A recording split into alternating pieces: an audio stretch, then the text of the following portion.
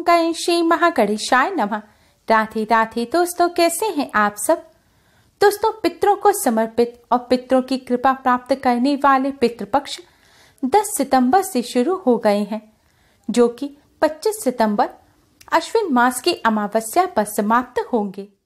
माना जाता है कि भादो पूर्णिमा पर पितर लोक से धरती पर आते हैं और श्राद्ध तर्पण 16 दिन तक ग्रहण करते हैं। 16 दिन के बाद सर्वपितृ अमावस्या पर पितर पृथ्वी लोक से पितृलोक को चले जाते हैं। इन 16 दिनों में किसी भी प्रकार के शुभ और मांगलिक कार्य नहीं करने चाहिए।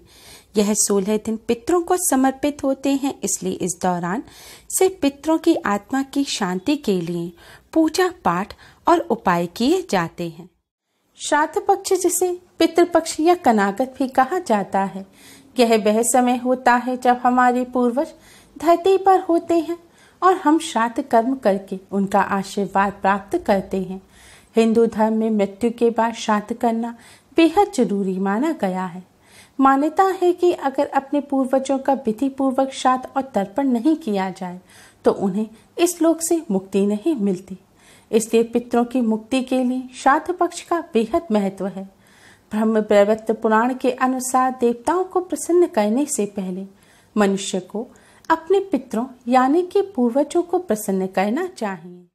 पितृदोष को सबसे जटिल कुंडली दोष माना जाता है। पितरों की शांति के लिए हर वर्ष भाद्रपद शुक्ल पूर्णिमा से अश्विन कृष्ण अमावस्या तक के काल को श्राद्ध पक्ष कहा जाता है। शास्त्रों के अनुसार जिन लोगों के पितृ उनसे प्रसन्न नहीं होते, उन्हें पितृदोष का श्राप लगता है। माना जाता है कि जिस घर में पितृदोष का श्राप लगता है, उस घर के सदस्य कभी भी सुखी नहीं रहते और ना ही वह जीवन में सफलता प्राप्त कर पाते हैं।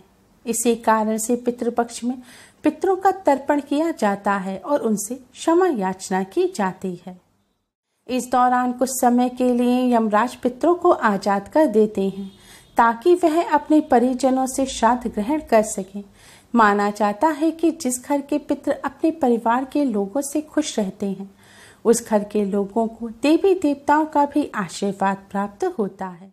दोस्तों, आज की इस वीडियो में हम आपको पितृपक्ष में करने वाला एक बहुत ही आसान और असरकारक उपाय बताने जा रहे हैं। इस उपाय को करने से पितृदेव प्रसन्न होते हैं। पितृदेव की कृपा से पितृदोष पितृ आशीर्वाद में बदल जाता है। पितरों की आत्मा को शांति मिलती है, पितरों को मुक्ति मिलती है। पितरों के साथ ही सभी देवी देवताओं का भी आशीर्वाद प्राप्त होता है और हर क्षेत्र में सफलता मिलने लगती है। बिगड़े कार्य भी बनने लगते हैं। पितरों की कृपा से धन संबंधी समस्याएं दूर हो जाती हैं और धन का लाभ होता है। दोस्तों, इस उपाय को सही प्रकार से करने के लिए आप हमारे इस वीडियो को अंत तक अवश्य ही देखें। अगर आपने हमारे चैनल को अभी तक सब्सक्राइब नहीं किया है तो जल्दी से हमारे चैनल को सब्सक्राइब कर लें और बेल आइकन को हिट अवश्य ही करें, जिससे हमारी सभी नई वीडियोस की नोटिफिकेशन आपको फ्री में सबसे पहले मिल पाए। तो आइए दोस्तों, जानते हैं इस उपाय के बारे में। दोस्तों, पितृपक्ष के दौरान गौ माता की सेवा अवश्य ही करनी चाहिए। गौ माता की सेवा करने से पितरों की आत्मा को शांति मिलती है, पितृदोष से मुक्ति मिलती है। इसके साथ ही समस्त देवी देवताओं का भी आशीर्वाद प्राप्त होता है। अब हम आपको जो उपाय बताने जा रहे हैं, यह भी गौ माता से ही जुड़ा है। उपाय करने के लिए सुबह स्नान करके स्वच्छ वस्त्र धारण करें।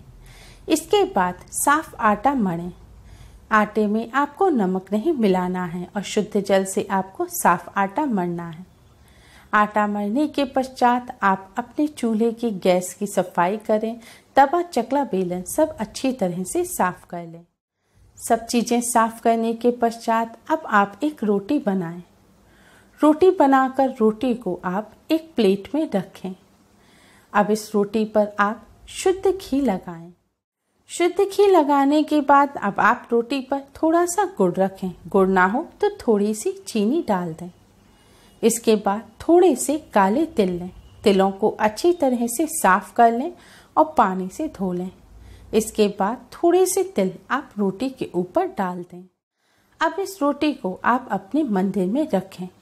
भगवान जी के सामने एक शुद्ध घी का दिया जलाएं और एक सुगंधित धूप बत्ती जलाएं और रोजाना की तरह भगवान जी का पूजन करें।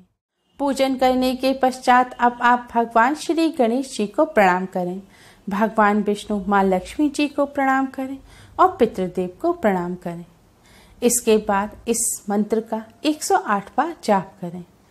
मंत्र इस प्रकार है, ओम पितृभ्य नमः, ओम पितृभ्य नमः। इस मंत्र का आपको 108 बार जाप करना है।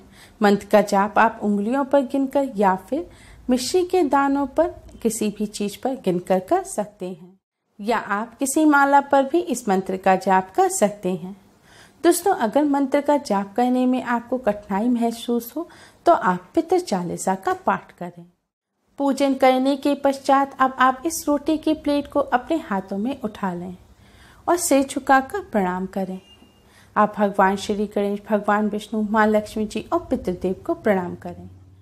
भगवान जी से पितरों की आत्मा की शांति की प्रार्थना करें, पितृदोष से मुक्ति की प्रार्थना करें, अपनी सभी गलतियों की, जाने अनजाने में की गई गलतियों की क्षमा प्रार्थना करें। प्रार्थना करने के पश्चात अब आप इस रोटी को ले जाकर गौ माता को खिला दें। दोस्तों, गौ माता को रोटी खिलाने से पहले आप गौ माता को हाथ जोड़कर प्रणाम करें और पितृदेव को प्रणाम करें। इसके बाद इस रोटी को आप गौ माता को खिला दें। गौ माता को रोटी खिलाते समय भी ओम पितृभ्य नमः मंत्र का जाप मन ही मन करते रहें। जब गौ माता रोटी खा लें उसके बाद आप गौ माता को हाथ जोड़कर प्रणाम करें। इसके बाद अपने पितरों की आत्मा की शांति की गौ माता से प्रार्थना करें।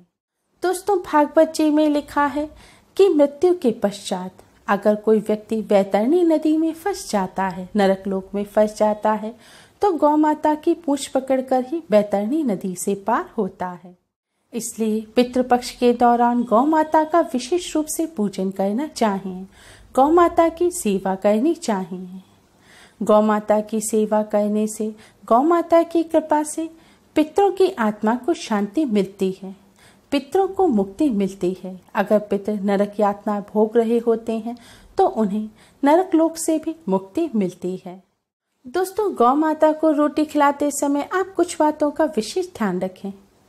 कुछ लोग अपने घर में रोटी बनाते तो हैं, लेकिन उस रोटी को बनाकर बिना किसी प्लेट के ऐसे ही स्लिप पर किचन में रख देते हैं। यह करना बहुत गलत है। गौ माता को आप जो भी रोटी खिलाएं उसे सम्मान से अच्छी तरह से प्लेट में रखें। जैसे हम लोग प्लेट में रखकर खाना खाते हैं, इसी तरह गौ माता की रोटी को भी सेकने के बाद प्लेट में रखना चाहिए। और कुछ लोग ऐसे होते हैं जो रोटी बनने के बाद रोटी को तय करते हैं। पुरुष अपनी जेब में रखकर रोटी को गौ माता के खिलाने के लिए ले जाते हैं, या फिर गौ माता के सामने जाकर रोटी को फेंक देते हैं। यह सब करना गलत है। इससे आपको कोई भी लाभ प्राप्त नहीं होगा। गौ माता को रोटी हमेशा अच्छी तरह खिलानी चाहिए। गौ माता के सामने रोटी फेंकनी नहीं चाहिए। अगर आपको गौ माता से डर लगता है तो आप गौ माता की जो खाने की जगह होती है, जहाँ पर भूसा रखा है, आप गौ माता की उस जगह पर रोटी रख दें, या फिर जिनके घर गौ माता हैं आप उनके हाथ में इज्जत से रोटी दें कि यह गौ माता की रोटी है और वह इसे गौ माता को खिला दें। गौ माता की रोटी का कभी भी अनादर ना करें, ना ही गौ माता की रोटी को ऐसे जेब में रखकर ले जाएं। गौ माता की रोटी को अच्छी तरह से प्लेट में रखकर, हाथों में रखकर ही गौ माता के पास ले जानी चाहिए। इस उपाय को करने से पितरों को नरक यातना से मुक्ति मिलती है, पितरों की आत्मा को शांति मिलती है, पितरों को मुक्ति प्राप्त होती है। शास्त्रों के अनुसार गौ माता में 33 कोटि देवी देवताओं का वास होता है। इस तरह गौ माता की सेवा करने से पितरों के साथ साथ समस्त देवी देवताओं का भी आशीर्वाद प्राप्त होता है। इस उपाय को करने से पितृदेव प्रसन्न होते हैं और पितृदोष पितृ आशीर्वाद में बदल जाता है।